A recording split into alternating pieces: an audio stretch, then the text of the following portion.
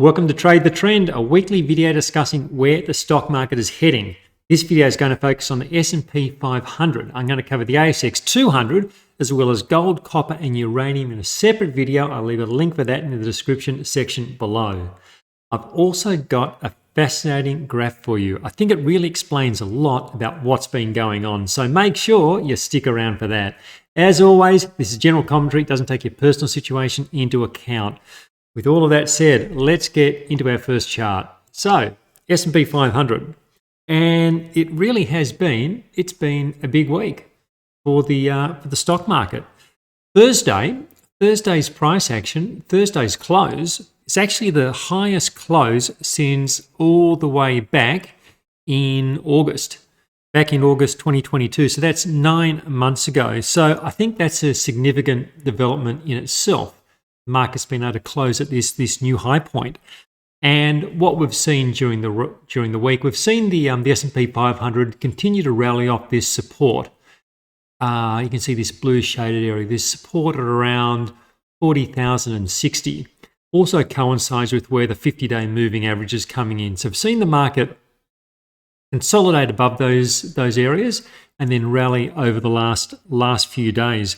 And we're now right at the point of a key resistance area, and this is at 4,200. This blue horizontal line marks around 4,200, which I think is a key barrier for the market. What happens over the next few days is going to be interesting, and it's going to be important for helping for us to analyze what really could be coming next.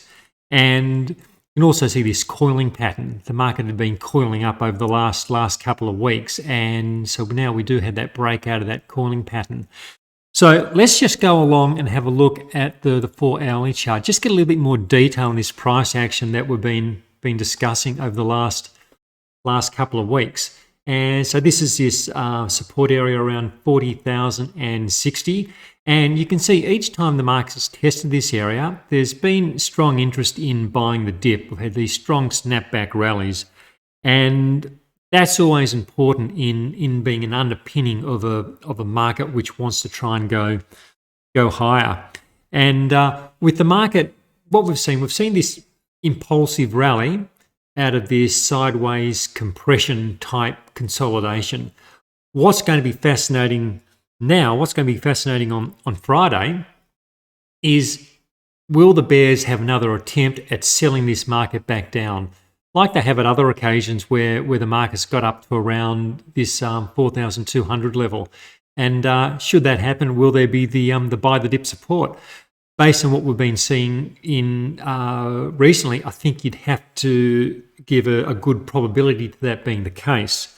Now let's jump back over to the daily chart, and I think, look, like I said last week, I said momentum was to the upside, and I think that the odds were favouring a break to the top side of this range, and I think that remains the case.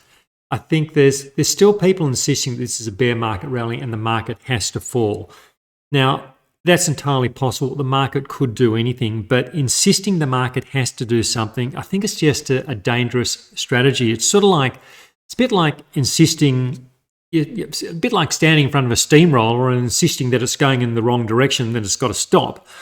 You might not agree with what's happening, but I think fighting momentum is, I think it's a dangerous strategy. I think it's dangerous to your financial health. Don't have to always go with it. You can sit on the sidelines, but fighting it is I just don't think that's a good play. And what I want to do now, I want to have a look at the Nasdaq, because it's telling its own story from the week, which is also fascinating. Huge week, really big week in the Nasdaq. 13-month high. So we haven't been up here in the Nasdaq since, you've got to go head all the way back over here to around April last year. So big week in the Nasdaq. Trends clearly to the upside. It's largely been driven by those big tech names, the Microsofts, the Apples, the Alphabets. They're the ones which are really lifting the market. And it's interesting when you go along and have a look at. So this is the the Nasdaq 100.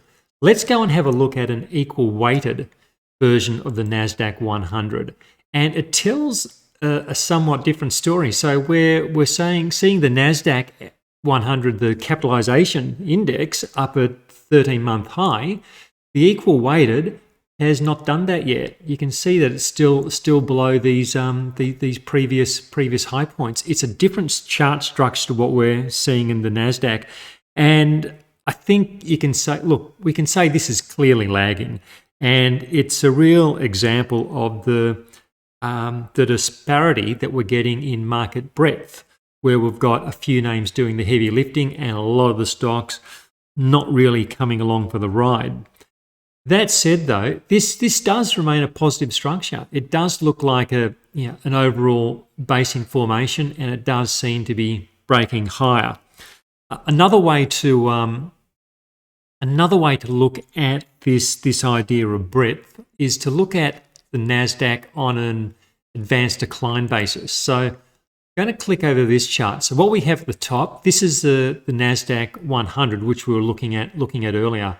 What I've done here, I put on an advanced decline line for the Nasdaq, and what really stands out here is that we've got a series of new highs in the Nasdaq 100, but then of course we come down here to the market breadth, and it's not heading in the same direction. It's been in decline. Now, maybe this is going to break upwards. Maybe we're going to see the this breadth story change, and we do get more stocks participating in the rally. For instance, so just this week, it's just Thursday actually, I was looking at the price action for Netflix. So Netflix was interesting. This is one of these stocks which has been lagging the market over the last several months. It's been in a sideways consolidation since making a multi-month high in February. Since then, it's been in a sideways consolidation. What we had on Thursday was really interesting. We had a big upside day, and it was accompanied by heavy volume. So that's an interesting sign for a stock like Netflix. It's bouncing off the moving averages. We have rising moving averages, 50 and 100 days. It had consolidated around those averages, and now I've got that strong break. It's going to be interesting to see whether we get follow-through buying over the next few sessions, and what the volume profile looks like on that buying. So maybe we start seeing more instances like Netflix. Maybe that can help turn this market breadth situation around. But I think at the moment, we do need to continue to be aware that not all stocks are participating. In fact, there's a big section of stocks which are not participating in this strong rally. And of course, a healthy market has broad participation. I don't think this is a reason to be bearish, but I think it is a reason to be cautious. And that is, cautious can be in your position sizing, caution can be in your cash levels. There's various ways to be cautious to the market, but still participating in the event that this market continues to run and momentum is to the upside. Now, if you're getting value from this, please hit that like button. Please leave a short comment. Just, hey, thanks for the video. It tells YouTube people are watching, and YouTube shows more people, and that helps me a lot. So please do that. Hit the subscribe button also if you haven't already, and come visit me over at motiontrader.com.au. Now, I want to finish up with what I think is a really, really interesting graph. Now, this turned up on my Twitter feed during the week. And so let me just explain what's going on with this. So we've got this is the SP500, the graph that we're looking at going up. And what we have down here, this is the positioning in the futures market in the SP 500 futures, with actually using the E-mini. It's a smaller version of the full-size SP 500 futures. And the positioning is for non-commercial players. So this is typically made up of the large speculators, showing what their net position is. So when it's red with these circles around it, that's showing net positions are short. When it's blue, well, they're long. And look at what's been happening over the last must be 6 or so months now. So pretty much around these lows from around June last year, the net positioning really started to become heavily short, and it's remained heavily short despite the market rising over the last what is it, 6 to 9 months now. You can see that you can just pause this video and go back and study what's happened at these previous periods.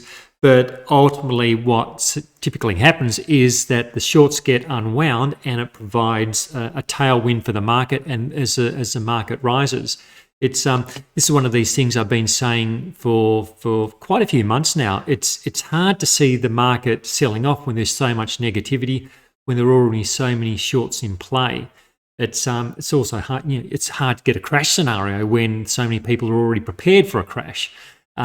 So none of this, of course, means that we're going into a new bull market or anything like that, but it does give some perspective as to why this relentless rise potentially has been happening, because there already is so much short interest in the market.